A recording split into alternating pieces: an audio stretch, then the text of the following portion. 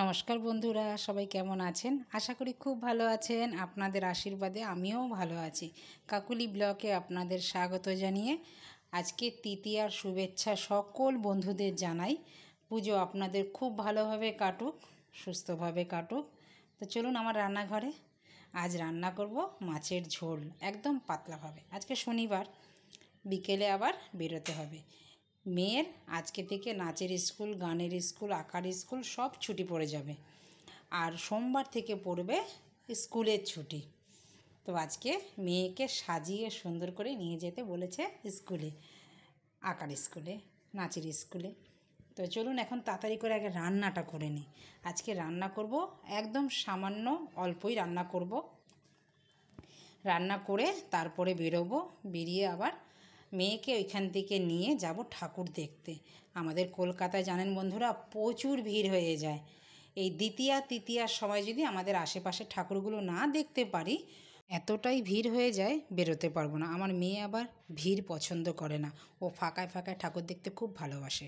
সেই দশমীর পর যদি দেখতে পারি, তখন তো আর ঠাকুর দেখতে ইচ্ছাও করে না। সামনে আবার লক্ষ্মী পুজো চলে আসে, তখন লক্ষ্মী পুজোর বাজার থাকে। তো তার জন্যই আজকে ঠিক করেছি। তো আমাদের যে বাড়ির আশেপাশের যে ঠাকুরগুলো আছে, তিধারা, সিংহি পার্ক, তারপরে হচ্ছে একডালিয়া, তারপরে তিকোন পার্ক, এই ঠাকুরগুলো আমরা দেখব আজকে সন্ধেবেলা। তো চলুন, আমার কিন্তু রান্না হয়ে গেল। আমি প্রথম রান্না করে নিলাম মাছের ঝোল। ডাল আমি সোমবার দিয়ে নিয়েছি, প্রতিদিনের মতন আমরা টক ডাল যেহেতু খাই, টক ডালটাই বানিয়ে নিয়েছি জলপই দিয়ে। আর আজকে রান্না করলাম ডাঁটা, আলু, বেগুন দিয়ে কাতলা মাছের ঝোল। কালো জিরে ফোড়নে দিয়েছি, দিয়ে ডাঁটা, আলু বেগুন সব দিয়ে একটু ভেজে নিয়েছি। শুধু লঙ্কা, হলুদ আর নুন দিয়ে ভালো করে কষিয়ে মশলাটাকে গরম জল দিয়ে দিলাম। মাছগুলো ভেজে নিয়েছি, দেখেছেন। তো এবার মাছগুলো দিয়ে দিচ্ছি। দিয়ে এবার 2 থেকে 4 মিনিট একটু ওয়েট করব, যেহেতু গরম জল দিয়েছি সঙ্গে সঙ্গে কিন্তু ফুটে যাবে। আর দেবো এখন একটু ধনেপাতা দিয়ে ঢেকে দেব। আলু বেগুন সবই কিন্তু সিদ্ধ হয়ে গেছে, যেহেতু আমি ঢেকে ঢেকে রান্না করি। অর্ধেক সবজি কিন্তু সেদ্ধ হয়ে যায় খুব তাড়াতাড়ি। ঢেকে দিলাম। এবার চলুন 10 মিনিট পর একদম নামিয়ে নিয়েছি। এবার দেখুন আলুও সেদ্ধ হয়ে গেছে, ডাঁটাও সেদ্ধ হয়ে গেছে, ধনেপাতা দিয়েছি। এই রকম ঝোল খেতে কিন্তু খুব টেস্ট লাগে। আর এখন তো বাইরে প্রতিদিনই বেরোবো, কিছু না কিছু তো খেতেই হয়, বলুন বন্ধুরা। তো ঘরে যদি একটুখানি হালকা খাবার খাওয়া যায়, শরীরের পক্ষে কিন্তু খুব ভালো।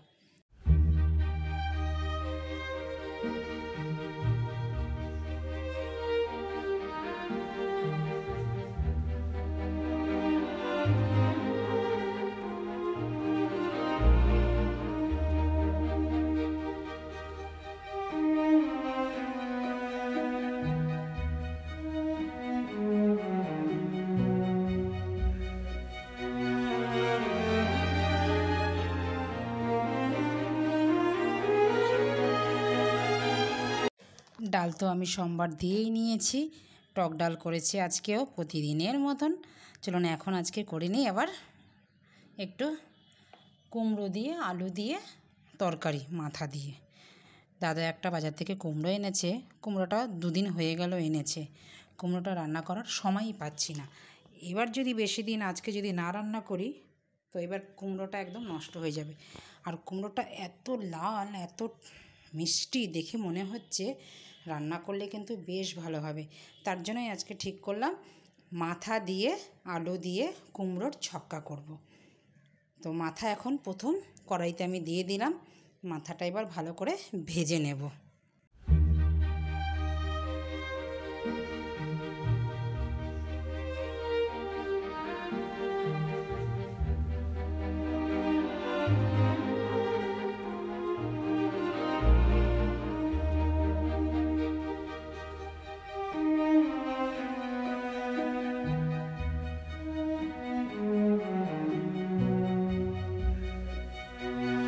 মাথাগুলো কিন্তু আমার বেশ কড়া করে আমি ভেজে নিলাম।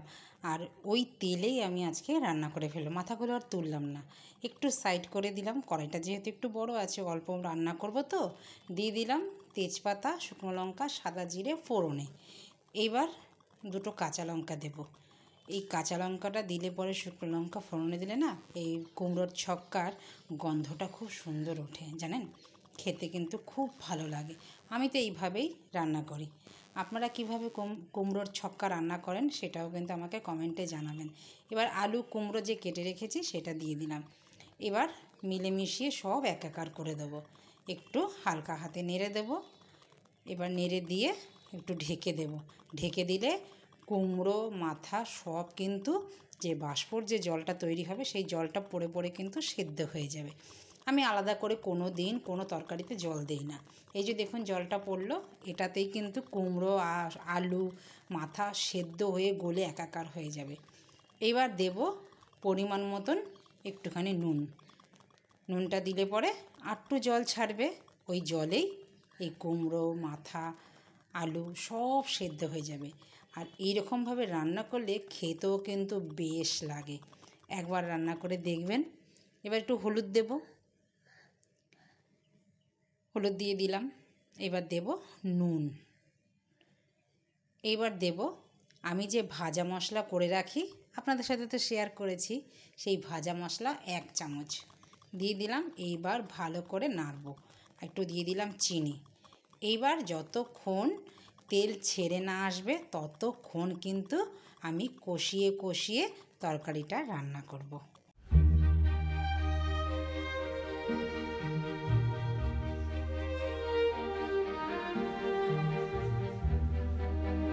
দাদার জন্য ফ্লিপকার্ট থেকে একটা শ্যু অর্ডার করেছিলাম, সেটাই এখন এসছে। দাদা টাইল মারছে, তাই আমাকে ডাকলো, আমি দেখতে আসলাম। আপনারাও দেখুন কেমন হয়েছে, সেটাও কিন্তু আমাকে জানাবেন।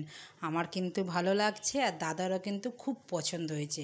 নাহলে দাদার জন্য চটি কিনতে গেলে বেশ বেগ পেতে হয়, কারণ দাদার চটির পায়ের নাম্বার হলো 8। 8 নম্বর সহজে খুব একটা পাওয়া যায় না সচরাচর। তো চটিটা কিন্তু বেশ ভালো হয়েছে। আপনাদের কেমন লাগলো পুজোর চটি দাদার, সেটাও কিন্তু আমাকে কমেন্ট করে জানাবেন। হ্যাঁ, হয়ে গেছে, বেশ সুন্দর হয়েছে। চলুন, এবার আমার কিন্তু তরকারি হয়ে গেছে। দেখুন কি সুন্দর তরকারিটা হয়েছে। এইভাবে আপনারা রান্না করে খাবেন, দেখবেন খুব ভালো লাগে। রুটি দিয়ে লুচি দিয়ে তরকারিটা খেতে কিন্তু অসাধারণ লাগে। মিষ্টি কুমড়ো খেতে এমনিও ভালো লাগে, আমরা কিন্তু এইভাবেই খাই। আর রুটি দিয়ে যারা ভালোবাসেন, আমরা তো বাঙাল, এটা যেহেতু এর মধ্যে মাথা আছে, অনেকে আবার রুটি কিন্তু মাছ দিয়ে খায় না, আমরা কিন্তু খাই জানেন বন্ধুরা। তরকারিটা নামিয়ে নিই। এরই ফাঁকে মেয়েকে একটু শশাও কেটে দিয়ে দিলাম, ও খেতে থাকুক। তারপরে আবার চান আছে, ওকে চানে ঢোকাতে হবে আবার, তারপরে বেরোবো। চলুন বন্ধুরা, সব কাজ হয়ে গেছে, এইবার বেরিয়ে পড়েছি। মেয়েকে স্কুল থেকে নিয়ে, আঁকার স্কুল থেকে নিয়ে চলে এসেছি ঠাকুর দেখতে। প্রথমত গেলাম বালিগঞ্জ কালচারাল। এত সুন্দর প্রতিমা হয়েছে, দেখে মন প্রাণ ভরে গেছে। মনোমুগ্ধকর ঠাকুর, দেখুন দেখলে দেখতে ইচ্ছেই করে, এতটাই ভালো। তো বন্ধুরা, আপনাদের কি কি প্ল্যান আছে? আমার প্ল্যান কিন্তু অনেক আছে, পরপর ভিডিও আমি ছাড়বো, সেটা কিন্তু আপনারা দেখতে থাকবেন।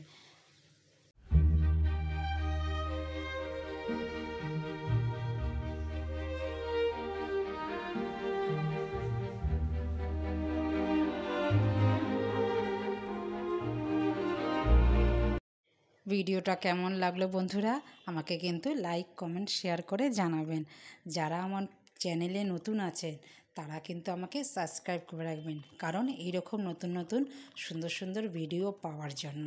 আর পাশে থাকা বেল আইকনটিও প্রেস করে রাখবেন, আমি যখন এইরকম ভিডিও আপলোড দেব সঙ্গে সঙ্গে আপনাদের নোটিফিকেশানে থাকবে। আপনাদের সময় অনুযায়ী আপনারা পরে ভিডিওটা দেখে নিতে পারবেন। কি যে সুন্দর লাইটিং, দেখুন চোখ সার্থক করা। আপনারাও ঠাকুর দেখবেন, ভালোভাবে কাটাবেন, সবাই সুস্থ থাকবেন। আর কে কোথায় ঠাকুর দেখলেন সেটাও কিন্তু আমার সাথে কমেন্টে জানাবেন, আমার সাথে শেয়ার করবেন। আমি তো শেয়ার করবই আপনাদের সাথে। আর সপ্তমী, অষ্টমী, নবমী, দশমী কিন্তু আমার রান্নাঘরে ভালো ভালো স্পেশাল স্পেশাল রান্না হবে, সেটাও কিন্তু দেখতে থাকবেন। আর আমার প্রতিদিনের ভিডিও স্কিপ করবেন না, সবাই দেখতে থাকবেন। 2টোর সময় প্রতিদিনই আমি ভিডিও আপলোড দেই, আর দেব যতটুকু পারবো। পুজোর সময় তো একটু যদি ভুল ত্রুটি হয় সেটাও আমাকে একটু মার্জনা করবেন। তো সবাই ভালো থাকবেন, সুস্থ থাকবেন, পুজোটা ভালোভাবে কাটাবেন। তো দেখা হচ্ছে শিগগিরই নতুন একটি ব্লগে। ততক্ষণে সবাই ভালো থাকবেন, সুস্থ থাকবেন। আর ভিডিও যদি ভালো লেগে থাকে লাইক, কমেন্ট, শেয়ার করে দেবেন। নমস্কার, টাটা।